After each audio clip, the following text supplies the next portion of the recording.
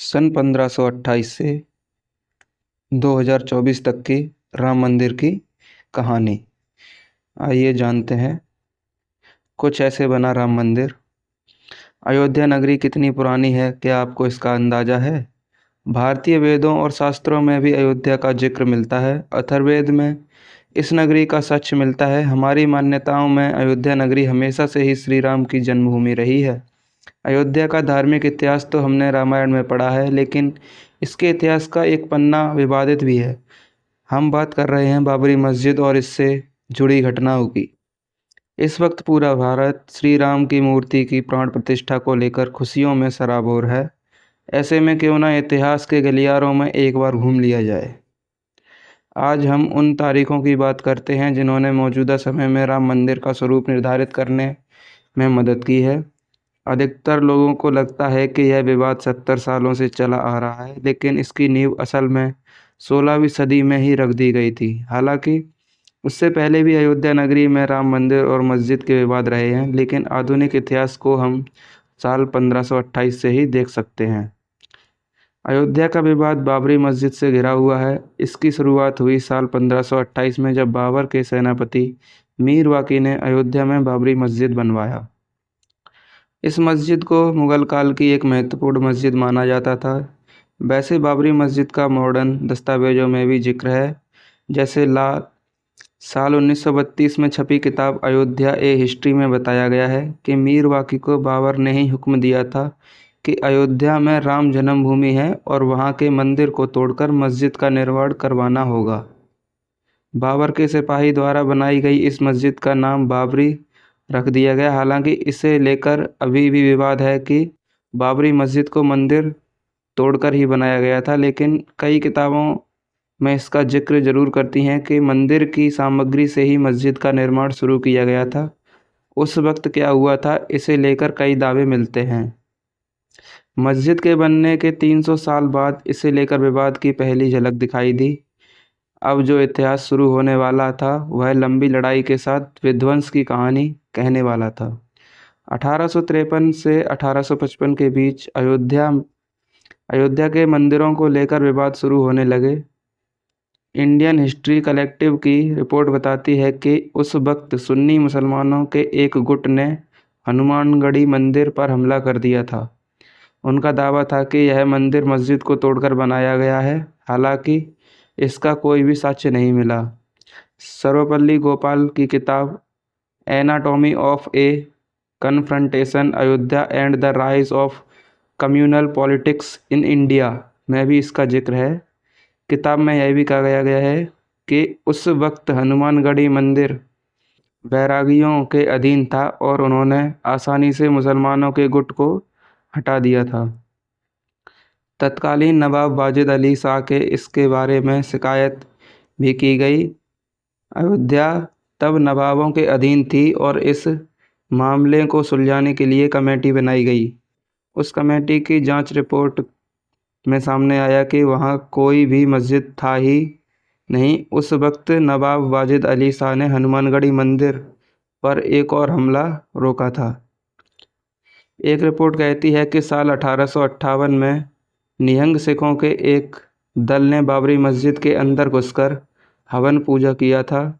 उस वक्त इस घटना के खिलाफ पहली बार एफआईआर की गई थी और लिखित में यह विवाद सामने आया था कि उसमें लिखा गया था कि अयोध्या में मस्जिद की दीवारों पर राम का नाम लिख दिया गया है और उसके बगल में एक चबूतरा बना है। साल 1859 में अंग्रेजी सरकार ने इसके बीच एक दीवार खड़ी कर दी, जिससे हिंदू पक्ष और मुस्लिम पक्ष शांति से अलग अलग स्थान पर पूजा और इबादत कर सकें। यहीं से पहली बार राम चबूतरा शब्द प्रचलन में आया था। साल सन 1885 में पहली बार कोर्ट पहुंचे थे रामलला की रिपोर्ट बताती है कि यह पहली बार था जब राम मंदिर विवाद कोर्ट में पहुंचा। यह महंत रघुवीर दास ने चबूतरे पर मंदिर बनवाने की याचिका दायर की थी। फैजाबाद डिस्ट्रिक्ट कोर्ट मजिस्ट्रेट ने यह याचिका खारिज कर दी थी। तब फैजाबाद कोर्ट में रघुवीर दास की याचिका गई। उस वक्त केस की सुनवाई कर रहे जज पंडित हरिकिशन ने इस याचिका को रद्द कर दिया उस वक्त पहली बार निर्मोही अखाड़ा सामने आया था और लोगों को उसके बारे में पता चला। महंत रघुवीर दास जी उसी अखाड़े से थे। इसके बाद भी रघुवीर दास ने हार नहीं मानी और अंग्रेजी सरकार के जज से गुहार लगाई, लेकिन यहाँ भी याचिका को खारिज कर दिया गया।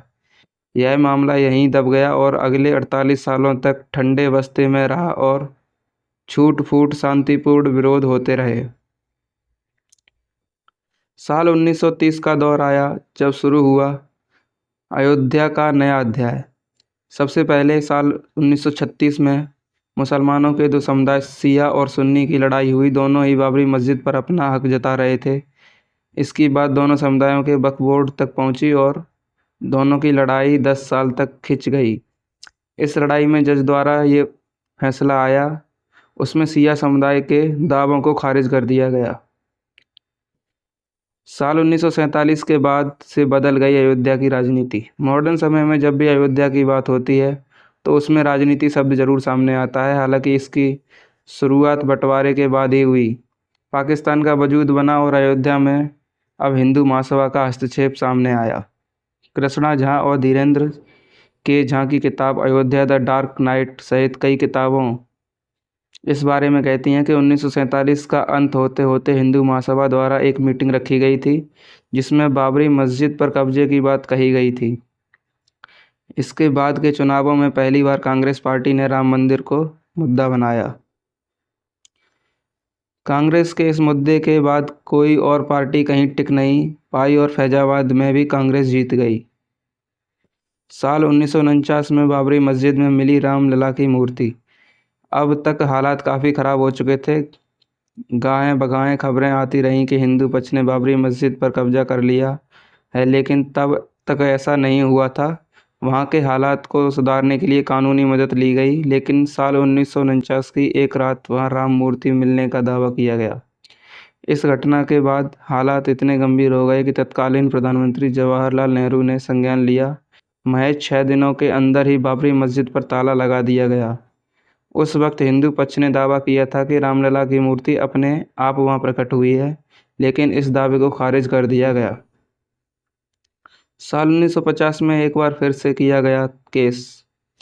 2 अलग अलग केस फैजाबाद कोर्ट में दाखिल किए गए और हिंदू पक्ष ने रामलला की पूजा की आज्ञा मांगी। हालांकि कोर्ट ने इजाज़त तो दे दी, लेकिन अंदरूनी गेट को बंद ही रखा गया। साल 1959 में निर्मोही अखाड़े के एक तीसरा लॉ सूट फाइनल किया, जिसमें उन्होंने बाबरी मस्जिद की ज़मीन पर अधिकार मांगा। ऐसे ही साल 1961 में मुस्लिम पक्ष ने एक केस फाइल किया, जिसमें यूपी सुन्नी वक्फ बोर्ड ने कहा कि उन्हें बाबरी मस्जिद ढांचे पर हक चाहिए और राम की मूर्तियों को यहाँ से हटा दिया जाना चाहिए।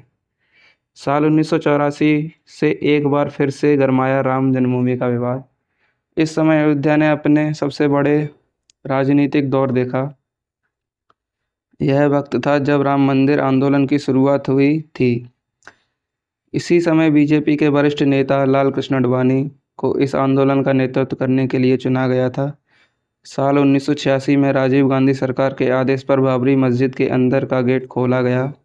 दरअसल उस वक्त लॉयर्स यूसी पांडे ने फैजाबाद सेशन कोर्ट में याचिका दायर की कि फैजाबाद सिटी एडमिनिस्ट्रेशन ने इसका गेट बंद करने का फैसला सुनाया था, इसलिए इसे खोला जाना चाहिए।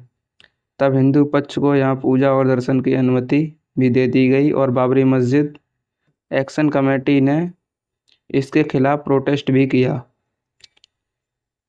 साल 1989 में रखी गई थी राम मंदिर की नींव। उस समय तत्कालीन प्रधानमंत्री राजीव गांधी ने विश्व हिंदू परिषद को विवादित जगह पर शिलान्यास करने की अनुमति दे दी थी। इसके बाद पहली बार रामलला का नाम इलाहाबाद कोर्ट पहुंचा था, जिसमें निर्मोही अखाड़ा 1959 और सुन्नी वक्फ बोर्ड 1961 ने रामलला जन्मभूमि पर अपना दावा पेश किया। साल 1990 में लाल कृष्ण आडवाणी ने गुजरात के सोमनाथ मंदिर से लेकर अयोध्या तक रथ यात्रा की शुरुआत की। यह बहुत ही विवादित दौर था। अयोध्या वासियों ने जताई उस वक्त की आंखों देखी घटना। हमने दिल्ली यूनिवर्सिटी के पॉलिटिकल साइंस प्रोफेसर और अयोध्या के निवासी शिव पूजन पाठक से बात की। उन्होंने हमें बताया उस दौरान अयोध्या वासियों के ऊपर ही कार सेवकों के लिए व्यवस्था का कार्यभार था। चारों तरफ पुलिस तैनात रहती थी और रातों रात कार सेवकों को रहने के लिए जगह दी जाती थी। स्कूलों में भी उन्हें रुकवाया गया और उस वक्त चारों तरफ सिर्फ रोशनी, परेशानी का माहौल रहता था और समझ नहीं आता था कि आने वाले पल में क्या हो जाएगा। साल 1992 में गिराई गई बाबरी मस्जिद। 6 दिसंबर 1992 का वो दिन जब बाबरी मस्जिद को गिराया गया। भारत के इतिहास में यह दिन दर्ज है। कार सेवकों ने यहाँ एक अस्थायी मंदिर की स्थापना भी कर दी थी। मस्जिद गिराने के 10 दिन बाद प्रधानमंत्री ने retired high court justice MS Liberhan को लेकर एक कमेटी बनाई, जिसमें मस्जिद को गिराने और सांप्रदायिक दंगों को लेकर एक रिपोर्ट बनानी थी। जनवरी 1993 आते आते अयोध्या की जमीन को नरसिम्हा राव की सरकार ने अपने अधीन ले लिया और 67.7 एकड़ जमीन को केंद्र सरकार की जमीन घोषित कर दिया गया। साल 1994 में इस्माइल फारूकी जजमेंट आया। इसमें सुप्रीम कोर्ट ने 3.2 के बहुमत से अयोध्या में कुछ क्षेत्रों में अधिग्रहण अधिनियम की संवैधानिकता को बरकरार रखा।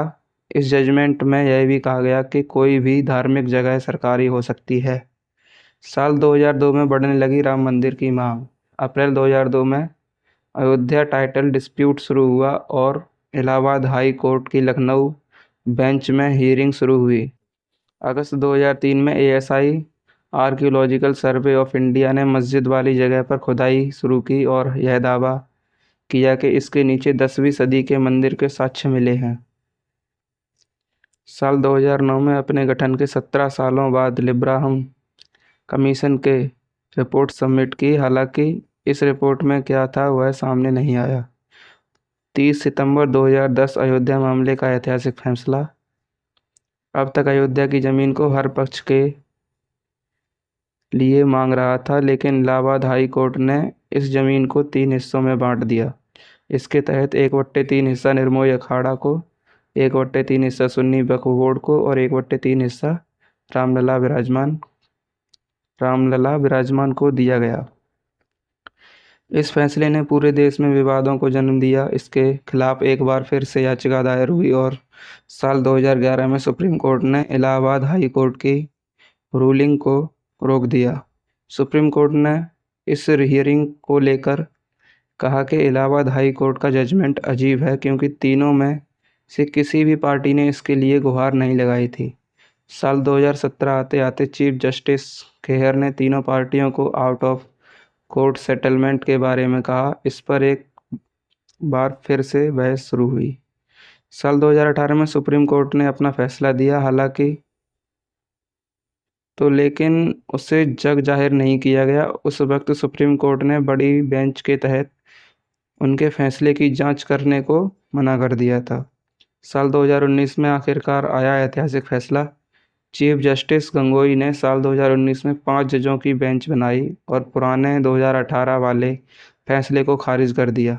8 मार्च 2019 को 2 दिन की सुनवाई के बाद जमीनी विवाद को आपसी सहमति में सुलझाने की बात एक बार फिर से कही गई। नवंबर 2019 आते आते सुप्रीम कोर्ट ने हिंदू पक्ष के हित में फैसला सुनाया और राम मंदिर को एक ट्रस्ट के जरिए बनवाने का आदेश दिया। इसके साथ सुन्नी वक्फ बोर्ड को 5 एकड़ जमीन भी दी गई, जहां अयोध्या में मस्जिद बनाया जाना था। दिसंबर तक इस मुद्दे पर कई पिटीशन फाइल हुई और सुप्रीम कोर्ट ने इस मुद्दे को खारिज कर दिया। फरवरी 2020 को श्री राम जन्मभूमि तीर्थ क्षेत्र ट्रस्ट की स्थापना हुई। लोकसभा में प्रधानमंत्री नरेंद्र मोदी ने इसकी घोषणा की। सुन्नी वक्फ बोर्ड ने 5 एकड़ जमीन को स्वीकार किया और अगस्त 2020 में प्रधानमंत्री नरेंद्र मोदी ने राम मंदिर का शिलान्यास किया। अब 22 जनवरी 2024 को प्रधानमंत्री नरेंद्र मोदी द्वारा ही रामलला की मूर्ति की प्राण प्रतिष्ठा किया जाना है।